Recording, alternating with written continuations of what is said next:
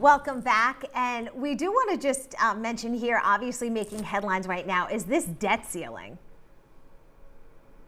Yeah, I mean, this is a deeply concerning issue.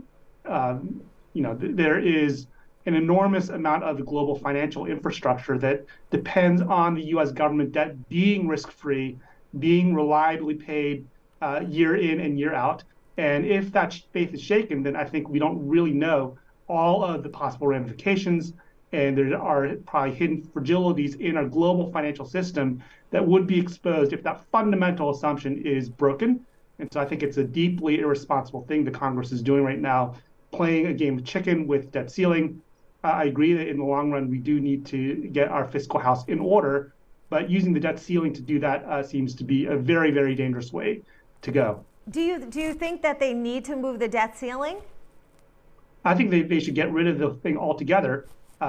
If we're going to cut spending, let's cut spending through an appropriate congressional vote on spending bills rather than kind of appropriating the spending and then saying we're not going to make good on it and we're going to default on the debt. Right. All right. Now it is time for that 2-minute takeaway. So I know you wanted to talk about the difference between the ideas of spending consistently versus saving consistently. Yeah, so as I was saying before, the financial gurus say that you should save a consistent percentage, but economists say that you should be spending a consistent amount over time because the fifth slice of pizza is never as good as the fourth slice of pizza, which is never as good as the third slice of pizza. And so instead of kind of being feast one year and famine the next, maybe you should just have a moderate level of spending that's consistent across all time. And so that is why economists say that when you're young, you actually shouldn't be saving all that much because your income is low, but you want to keep our spending somewhat consistent. In midlife, our income tends to be high. And so at that point, we should be super savers. And then in old age, our income is getting low. And that's when we should have very little saving or even negative saving at that point in time. So a pretty different approach to financial management over the life cycle versus the financial gurus.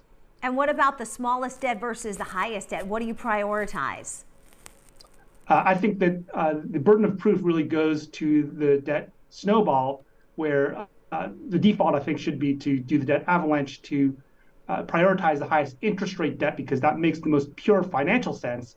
And it's only if that really isn't working out for you motivationally that I would think about experimenting with the debt snowball. All right. And then the idea of choosing a mortgage, either having a fixed rate or an adjustable rate. I think the economic models say that the adjustable rate mortgage is the way to go, unless you're really stretching your budget for the house.